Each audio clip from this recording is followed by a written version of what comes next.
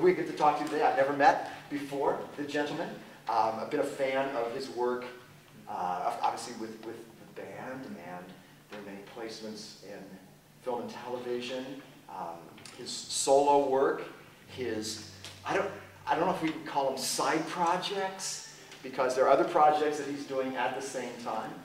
He also has just completed an independent film. We're going to talk a little bit about that world as well. But real glad to say, just come on up here, my brother. This is Greg Camp. Oh.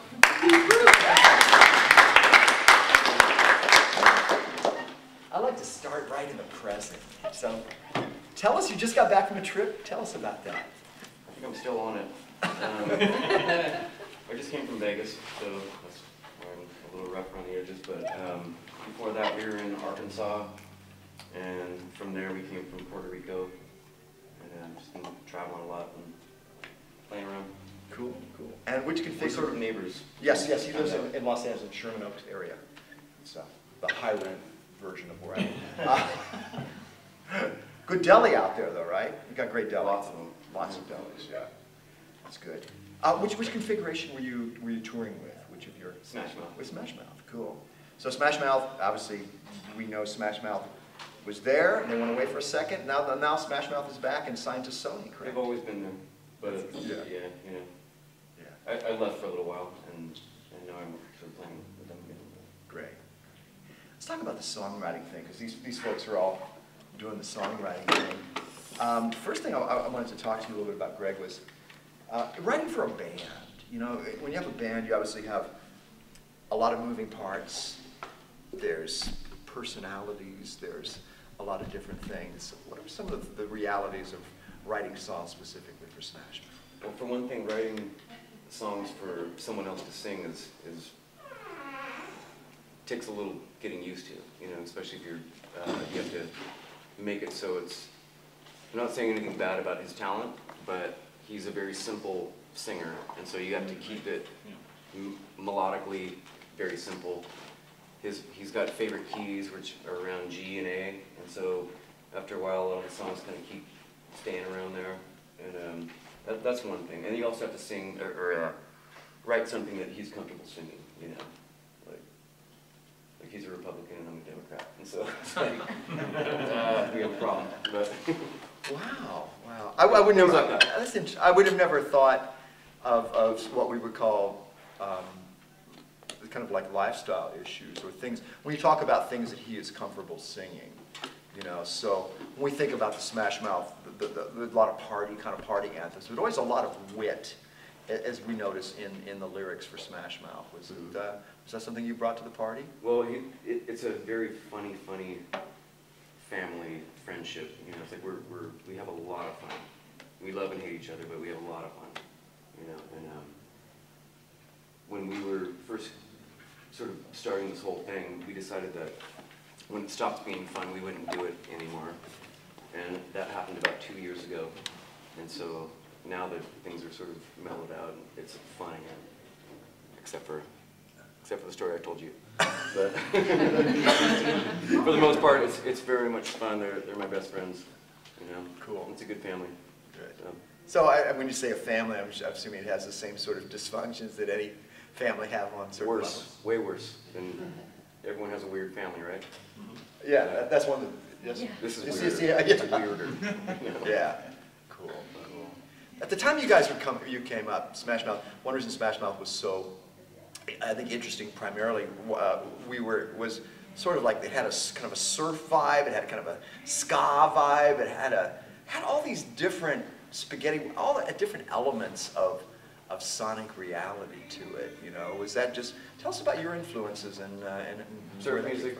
Yeah. My favorite thing in the world was Hawaii 5-0 when I was growing up. When that song came on, I would just spin in circles like a little Tasmanian devil. I just loved that.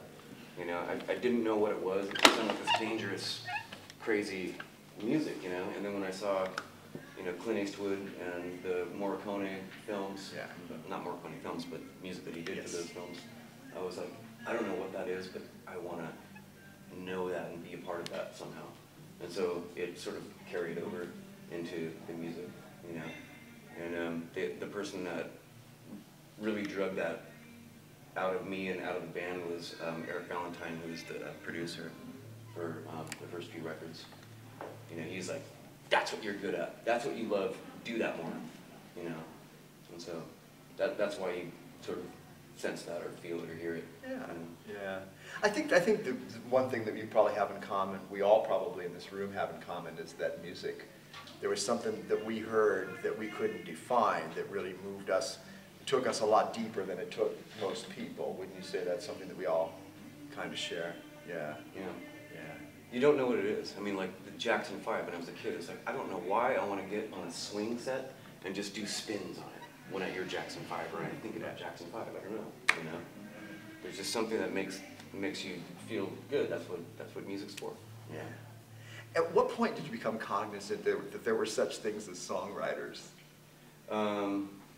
When I found out that Elton John didn't write those songs, and I'm like, who did? He's like, he's this other guy named Bernie Taupin. I'm like, but he doesn't have big glasses and crazy boas and stuff, you know? He's a guy that like sits behind the curtain, you know? I'm like, oh, that's pretty cool. I don't have to be in front of the curtain? Cool. You know? Yeah. Were you more comfortable behind the curtain? Wait. Yeah. I would rather be behind that camera than in front of it, you know? Yeah. Yeah, for sure. Yeah. Me too. But you do it a lot better than... No, just kidding. It's good. That's always an irony when we talk to people in your position who have played for like just gazillions of people on stages, and sometimes they find a smaller group of people more of a challenge in some ways. I disagree. Really? So playing in front of like 2 people is a lot harder Yes. than playing in front of 90,000 people. That's what I to mean. me. Yes. You know? Of course. 90,000 is an anonymous kind of it's its own unit. Yeah. Right. Eye contact with 2 people right here. It's hard. Yeah. That's cool. We'll make this as easy as it can be. You're a reader. Mm-hmm. What do you read? Right now I'm reading Hell's Angels by Hunter S. Thompson. Mm-hmm. I've been wanting to read that for a long time. I think I've read almost all of his books, but I like books about, I like books about people. Are there any kids here? People who are really super fucked up. I like books about them. I like reading their stories, and especially if they pull out of it. You know? Oh, that's interesting. That's my Jim Carroll. Uh-huh. You know, that kind of stuff. Yeah. What is it about those stories that resonates? Because they lived, right?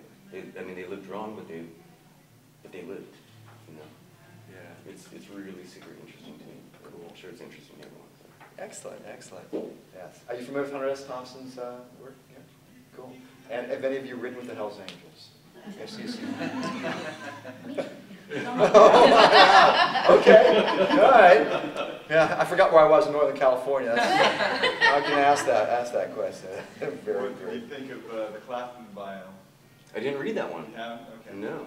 Very well. Is that a Hunter S. book? Yeah, it's himself. Oh, him no, going to hell and coming back. It's essentially one of those redemption stories. Right. See where he's been. Santana also. So, Yeah. Anyway. personally, I've never been a huge Clapton fan, and so but I would, you know, at some point probably read it. Okay. I'm just curious. It sounded like a perfect book for it. But, yeah, didn't mean to take it off track. No, that's That's all fine. No, please. Oh, yeah, we're not following a script here. But usually what we'll do is we'll hit the Q&A pretty early on, because I know we all have a lot of questions, and we're going to raise more questions. One thing I try to do in an interview is I try to channel psychically what you're thinking. What you're thinking in the room, and hopefully I will ask Greg something that somebody else has already thought of. You're a fan of Beat Poets, yes? Yeah. Yeah. You know, Kerouac and all that stuff. I went through a phase, you know, where I liked it, but sometimes it seems like it's a little, I don't know, they're like prima donnas or something, like, look how cool I am because I am, Yeah. you know? And so I think I got over it, and I haven't gone back. Cool. Do you encounter that in the rock world as well? Everyone's like, yeah, so. Definitely, definitely. How many people know who Neil Cassidy is? Do I see anybody know who Neil Cassidy is? Like a drunken Neil Cassidy, I believe the line is. So what's say the line for me? Oh, wow, God. Now you're testing me on my own lyrics. Yeah, I thought I would. I like the line though. I can't It's like a drunken Neil Cassidy. Yeah. Is the Well, end of the so line. Neil Cassidy was Kerouac's sort of side man. Actually, he was on this side because he was the guy that drove the car anywhere, and they lived in Los Gatos for a long time and Santa Cruz. And he would drive as fast and as wasted as possible at all times. And so yeah, he's the hero of mine. I think the line is swerving around. Swerving around like a drunken Neil Cassidy. Thank you. You're welcome. Thank you. All right, I'll be here all week. Very good. Very good. Talk about when I think about, and I really love Gina Marie, right? That's such. I love her too. Yeah, yeah. See, it took me a second to figure out if that was a person, which I know it is, a Pisces person, Mm-hmm. a person, a band, a song, a concept. It's my wife's name. Yeah. But before she was my wife, before she was my girlfriend, she was just my friend. I met her on the set of the show Charmed, and she was acting, and I was in the band that was on the show. And we started talking, and we exchanged numbers. We talked on the phone for like 6 months or something like that. And she's like, you know, no one's ever written a song about me. And I'm like, oh, okay, well, all right, see you tomorrow. Just recorded it, and by the time she woke up for her job at 6:30 or 7 in the morning, she had an MP3 in her mailbox, and now we're married. Yeah. Nice. So all of you looking for romance. That's all you have to do, or play drums. Drummers. Sadly. Drummers? Drummers. Drummers? Yes. We've had like At all 20 million ages. drummers in Smashmouth, and they've all been single. And so we just sort of like watch them and live vicariously.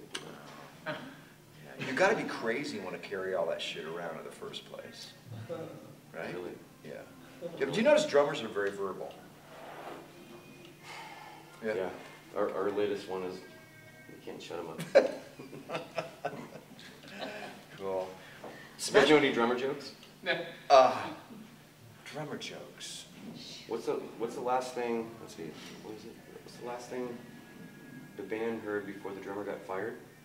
I got a song.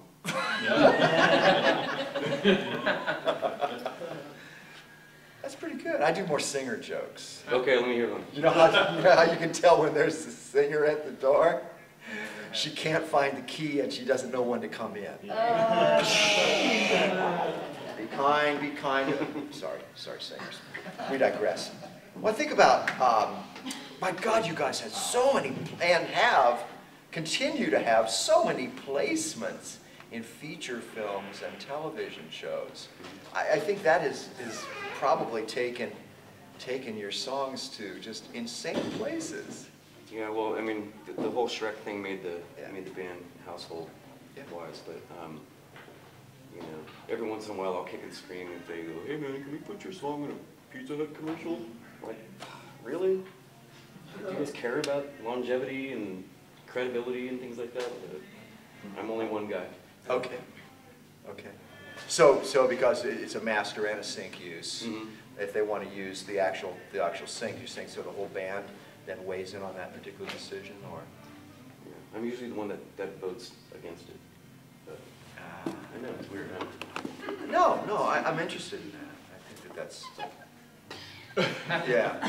So you think it's too much? It becomes too much wallpaper? I think that it was oversaturated the market at some point. There was too much Smashmouth and commercials and movie and television and stuff like that. It was too much. And being a songwriter, these are my babies. Yeah. They're going to places that I don't eat Pizza Hut. I don't eat or I don't drink Diet Coke. It's like all this stuff was like going out there, and I had no say in where it was going. Didn't have that in mind when I was sitting around writing it. Yeah. And so, and it sounds really lame for me to complain about it because there's so many people that need jobs and and would love to write music for money. Yeah. Make music for money. It's pretty ridiculous for me to feel like that, but whatever, I do. Yeah. No, I think that's cool. I think that most writers are pretty proprietary about the songs that they created for specific use. I'm a believer. We heard you guys covering a Neil Diamond song, right? Mm-hmm. Would you like to hear about the time we sat down with him? Tell me. Definitely. No, yeah. No?